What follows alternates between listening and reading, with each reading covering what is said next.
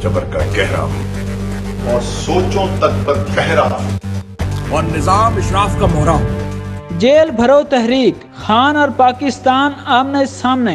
PTI की jail भरो तहरीक बुध से शुरू हो रही है और पहले से गर्म सियासी माहौल मजीद भड़कने का खतरा है।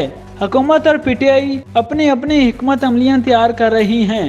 पंजाब के निगरान वज़ीर आला मोहसिन नकवी की सदारत में होने वाले इजलास में फैसला किया गया है कि अमन अमान की सूरत हाल को हर सूरत यकीनी बनाया जाए। रजा कराना गिरफ्तारी देने वालों को किसी सूरत गिरफ्तार ना किया जाए।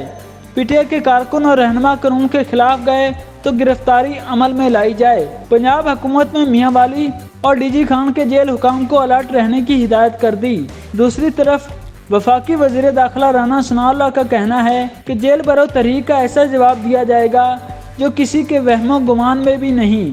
चेयरमैन पीटीआई इमरान खान का हवाला देते हुए राना सनाउल्लाह ने कहा कि जेल भरो तहरीक शुरू करने वाला बैंकर में छुपा बैठा है।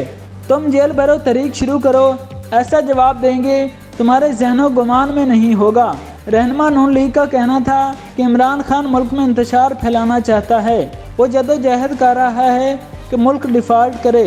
इमरान खान और उसके हवारियों की साजिशों को नाकाम बनाएंगे। जेल भरो और खौफ का बुत तोड़ो।